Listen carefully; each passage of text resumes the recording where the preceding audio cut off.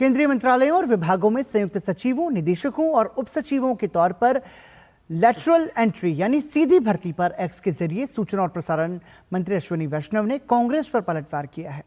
केंद्रीय मंत्री ने कहा कि लेटरल एंट्री मामले पर कांग्रेस सिर्फ पाखंड कर रही है। लेटरल एंट्री है क्या, जिसको लेकर सियासत गर्म है, देखिए धीरज कुमार की ये रिपोर्ट। सूचना एवं प्रसारण मंत्री अश्विनी वैष्णव ने लेटरल एंट्री मामले पर कांग्रेस पर जोरदार हमला किया है। केंद्रीय मंत्री ने सोशल मीडिया प्लेटफॉर्म एक्स पर कहा कि लेटरल एंट्री मामले पर कांग्रेस सिर्फ पाखंड कर रही है। केंद्रीय मंत्री अश्विनी वैष्णव ने कहा कि लेटरल एंट्री यानी सीधी भर्ती की अवधारणा विचार यूपीए ने विकसित किया था और उसी के कार्यकाल में यह आया था। इसके बाद दूसरा प्रशासनिक सुधार आयोग 2005 में यूपीए सरकार के कार्यकाल में स्थापित किया गया था, जिसकी अध्यक्षता वीरप्पा मोइली ने की थी।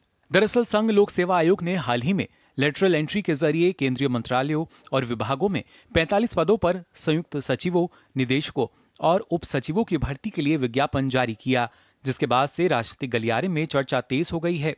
आरोप प्रत्यारोप के बीच बीजेपी ने कांग्रेस के कार्यकाल की देन बताकर विपक्ष पर हमला बोला, तो कांग्रेस, सपा समेत तमाम दल इसे ओबीसी, एससी और एसटी के आरक्षण को खत्म करने की साजिश कहकर अपना विरोध दर्ज करा रहे हैं।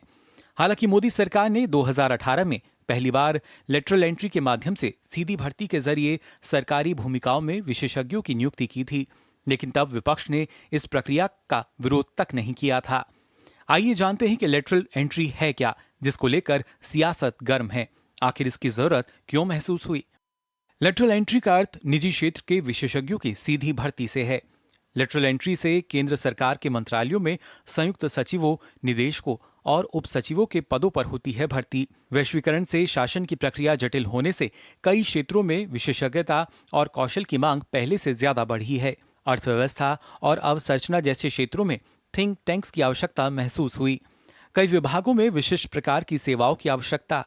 लेटरल एंट्री की अवधारणा पहली बार यूपीए के कार्यकाल में आई। 2005 में वीरप्पा मोइली की अध्यक्षता में बने दूसरे प्रशासनिक सुधार आयोग ने इसका समर्थन किया था। साल 2005 में प्रशासनिक सुधार आयोग यानी एआरसी को भारतीय प्रशासनिक प्रणाली को अधिक प्रभावी, पारदर्शी और नागरिक अनुकूल बनाने के लिए सुधारों की सिफारिश करने का काम सौंपा गया था।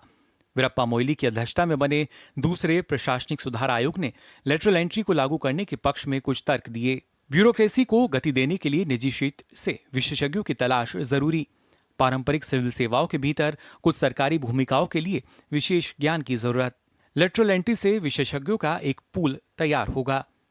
विषय विशेषज्ञ अर्थशास्त्र, वित्त, प्रौद्योगिकी और सार्वजनिक नीति जैसे क्षेत्रों में नए दृष्टिकोण और विशेषज्ञता लाएंगे।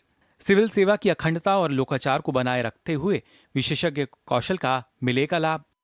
हालांकि इससे पहले भी प्रशासनिक सुधार आयोग का गठन किया गया था, जिसकी अध्यक्षता मोरारजी देसाई ने की थी। 1966 में पहला प्रशासनिक सुधार आयोग बना। 1970 में पेश की गई अंतिम रिपोर्ट मोरारजी देसाई के नेतृत्व वाली प्रशासनिक सुधार आयोग ने तैयार किया था आधार। आयोग ने लेटरल एंट्री की नहीं की थी कोई वकालत। हालांकि बाद में केंद्र सरकार में मुख्य आर्थिक सलाहकार का पद लेटरल एंट्री के जरिए भरा जाने लगा, जिसके लिए कुछ योग्यताएं निर्धारित की गईं और इसी तर्ज पर कई अन्य विशेषज्ञों को सरकार के सचिवों के रूप में नियुक्त किया जाने लगा। लेटरल एंट्री योजना औपचारिक रूप से प्रधानमंत्री नरेंद्र मोदी के कार्यकाल में शुरू हुई।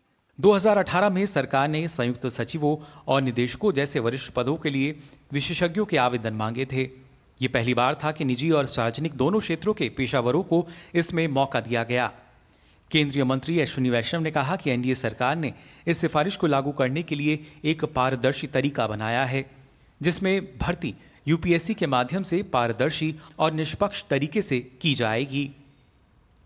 धीरज कुमार की रिपोर्ट, डीडी न्यूज़, दिल्ली।